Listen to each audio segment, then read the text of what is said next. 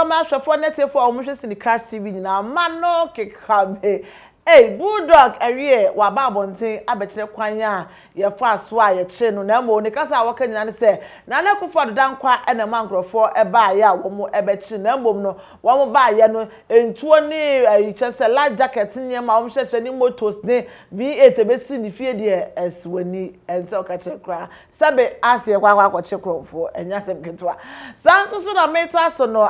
double say Ghana for enhwe nanim say de obaba be MP okrom hanom ai Kumase Eastern Region for nhwe nanim coming edanani so nisi mo poni na person wode ba be MP nyina ene se wo hwe babia ne constituency ewo ene bra wo mo bra ne koma ede wo ma wo pese wo be hye enkofo ekon so tese ene ma ehwo nkofo kona ene ma no emudu too much ma no keka me syndicate eyemidin na mo abafo am so ma say syndicate TV na diaper hub di echafu giver in says sal energy some company limited wo mo enam so ma say me twa me wusi ma me ba metwa so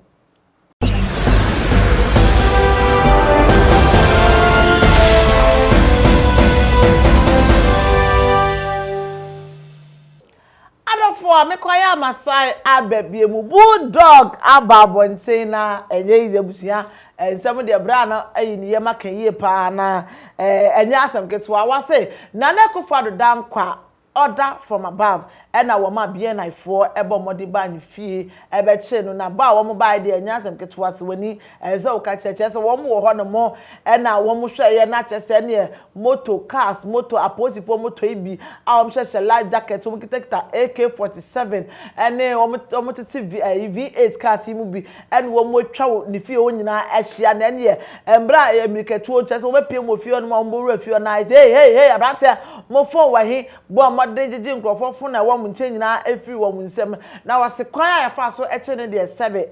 esense sebe wakako oye rubber ana wo ye armed rubber ana tire ya kire okroma no mo enye easy kura ensem wo ka ye nyina eni Bulldog say asebo order from above Bulldog gives blow by blow account of how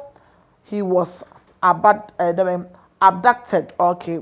what say the nyina eni say ensem na ekoso anano ewo UTV United Showbiz nyina no eye ensem asa na Ghana fo ente na se kra eye ensem asa say no aye se bosremuka wo kakra wo hu se ne wo ka no wono wanka se na na ekofo adodankwa eye obi a wono no obeku no dabi ewiase de obi kasa na so o map threaten messenger say ebi a wuminya wa meku ana wuminya wa meye use a eno na ebi a eno akwanya da ho no mo say wono ebi a president ebe ma yenkofo ababechi na mo asemo kan ye no wanka se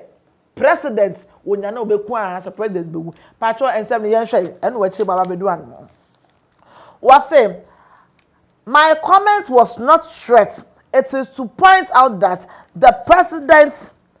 is to take blame and do the needful. Was me masma me kan no na nya sa me threat president na mo me say I was a president G2 mu say men's go sika ne de we dey a funso no ayono an wa yem funso na afei so no say bibi wo no mo wo be ya won hwese na wonye ana say bia mo bi o be bo men's good customers na won hwese no wonye na mo ensemo ka kan no na no nche say e bia bibi bone wo ho ana so pese wo ye bibi editia ye mampani ntina e ma wo no wo keka san ensem no na mo ene wo be hwa sadia ye no ne sadia ye bom mode che ne de kwhye bia na ya enya asem keto akra na wono no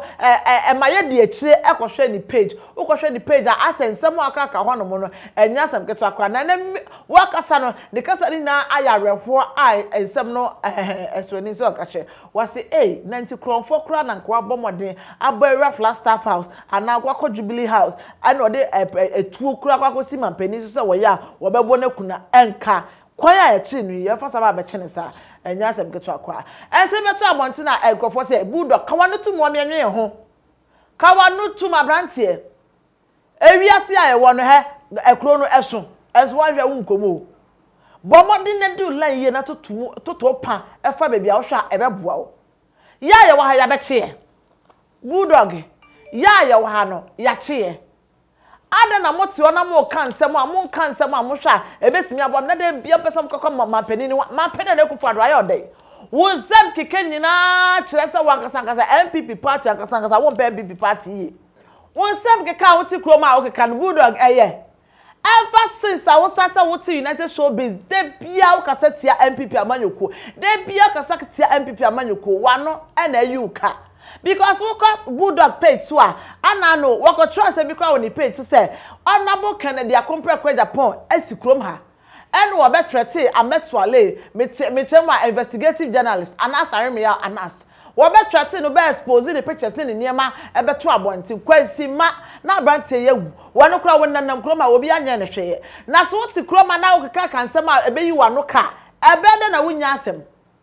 si achi wo se kronfo se amdo ba wo se entuo ni niema eye wo na wo ma ho kwan se nkrofo mra ba ye wo sa because what wo no wo so na wo hwe na asem a enkofa kambre wa bra enya de a wo beka enti kwano tum wa kire biem wo hwe ho ya wo hwe ho yi because ye dos na wo krom ha no mo adenti ni amba sindicate abobo ano se ye baba be che no anase yanko shata wale se wakwa che no ana yanko stone boy brim anase yanko pani bi ho se ye kwakwa che ni se wo bulldog ne ba ho se ye baba be che enti wano asem na yuka enti abante bomode na di ulem na ko no tum na hwese ko ba bi na ye din na gya nsem kana ense na kana enya de a ebe boa ena bi so ka se hey ensem so bulldog kan so de ano de pa o na obi akwaka threatening message ni yetam ya kan say yetam AK47 ni ntuo ni professional life jacket ni manema seize your phone so am yakofo ano so ba ne sa ya style bi ana bi so sama am kan nya ne sa ai ayemra otomra no atomra enti emperi for say brebre amba amanye mba enti papa bulldog kwanu tu na pe ba bi tina say de be ya wunya asem abusia metsa so na abranti a ye friend no ya odabo sinitwa ni ya dabo o bra ya wo wasa opposite otia pa e wo kuma wudumu na no awuye pa asemeko na no wo se jumapo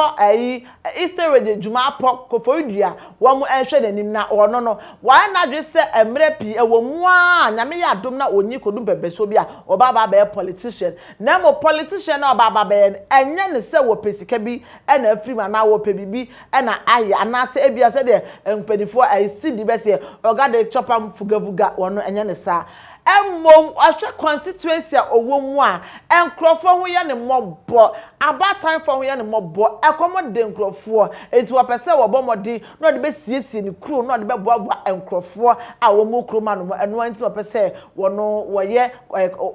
coming o pese o chese emre pa edu anase emre bi a wa set ato nanim se nyame ya adom na so odu sa time na nko ade a wo be stand as MP e wo sa Jumapa constituency honomo a eye koforidua no se nyame ya adom na se samre ne ebeto ne nko ade a wo be ko akwa kostane as MP honomo na emre ne kasa no ekọ no na wo chechemu se on se ene no MP bebrebe wo ewo krom hanomo a wo mo no yayom MP enso obi okrampo a sebe be 10 years kura no ntu ni na NC ni constituency da obi one ma 4 years no o twa si ba ko ho na no ano obi okra ya to ma no na nkrofo ba ne fie no eno ano no obi wa abato ni ba bedu no mo start me campaign no eno ano no wan ko hwe se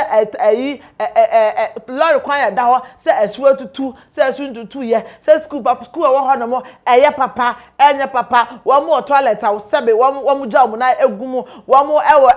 doctor hospital ewo ho police station just hwe yenti ye ho enko ho no mo ko check sa nyama ni na se kroma mapo nkra enkwala mo ho no mo kra no se no mo education asifa debi e na afensu kra ekwan ya wo de be ko kroma no abusu anya asem ketwa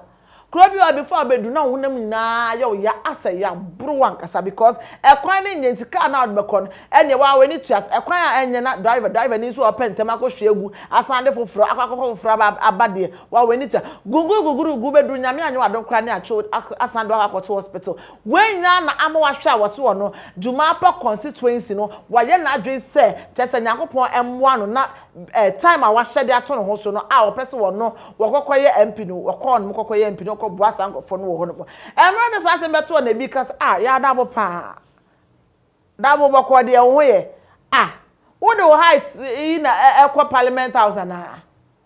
o height de wo de ko parliament house enya de be boa yo because ye ka parliament house hwe enkrofo mu go parliament house kura anindifo wo mu akọ school wo mu bo wo masters asan akọ law ne de ndem go on mu kura enya fanya magro share ade say be di agro parliament house na ana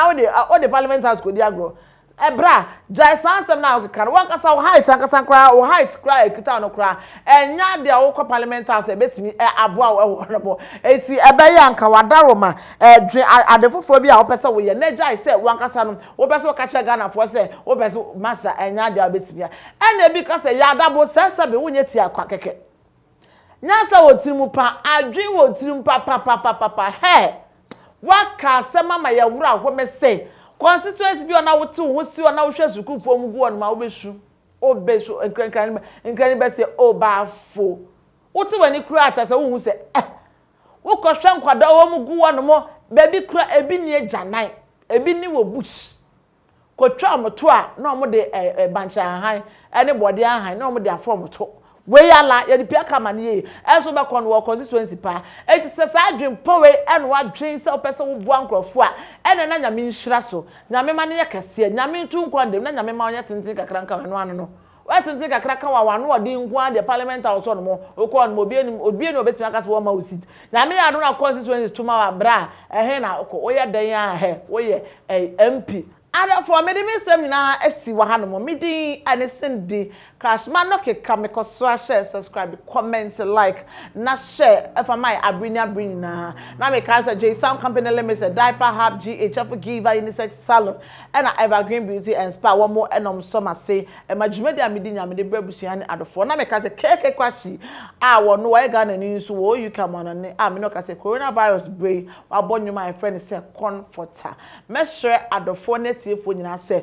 obi anfa me katuo nkopiem o YouTube channel ho no mo udu on ma comforter na afi mesre say bomodene na kotie enwum na enwum no awechiche nsem ewu mpa yonkoti ne mbra